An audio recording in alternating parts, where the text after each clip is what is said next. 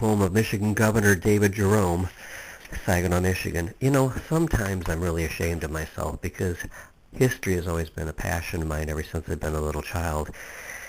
And you walk past it every day sometimes and you don't notice it. Today I stopped to look at a rock near Michigan Avenue here in Saginaw, Michigan, and it had a plaque on it. I've walked past this at least 100 times and never noticed it. That is a shame, as it is an historic marker, but with Saginaw, Michigan's continued decay, no one seems to care or has paid any attention to this marker for decades. It needs to be cleaned up and fixed up because it's an important marker. The marker, surrounded by trash from an uncleaned street and a parking lot that is full of trash, reads in part as follows. Home of David H. Jerome, Governor of Michigan, 1881 to 1883. State Senate, 1863 to 1868. Member of the Constitutional Commission, 1878. Merchant, lumberman, financier. First governor born in Michigan, in Detroit, November 17th, 1829. Seriously, I did not even know we had a governor that hailed from Saginaw. David Howell Jerome was born November 17, 1829, and he, as a Republican, served as our 18th governor. He was born actually in Detroit to Horace and Elizabeth Rose Hart, who came to the frontier of Michigan in 1828, and it was indeed a frontier with far more Indians than whites.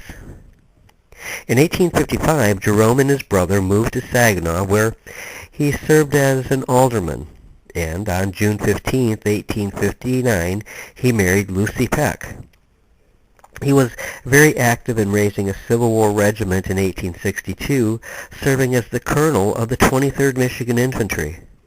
On November 2, 1880, he was elected as our 18th governor, serving from January 1, 1881 to January 1, 1883, defeating Democrat Frederick M. Holloway. During his tenure, an immigration commissioner was named. The Traverse City State Hospital for the Insane was founded. The state's railroad system was advanced, and the Michigan School for the Blind was established in Lansing. He was defeated for re-election in 1882 by Democrat Josiah B. Gohl, ending an incredible record 28-year span of Republican governors in our state. 6 years after leaving office, he was appointed and served on the Cherokee Commission, which attained land from the Indians to form the Oklahoma Territory.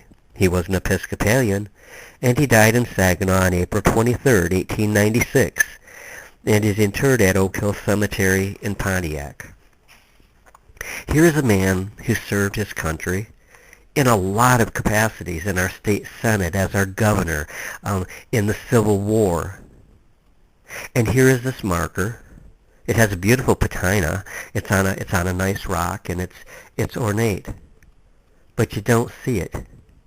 It's overshadowed by the squared structure of the Roizen Tower from the Saginaw Housing Commission that was built in the 1970s under Richard Nixon's direction.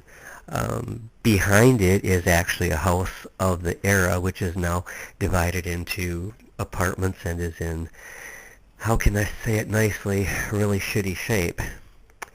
And then in front of it is a Dollar General store, which sits on the property where this beautiful home once stood. It is surrounded by trash. It is a shame. And Saginaw, the city of Saginaw, should be ashamed that this marker is in the condition that it's in. But anyways, I wanted to bring these photographs to you. I found it rather interesting, and I hope you did too. And thanks for taking a listen and taking a look.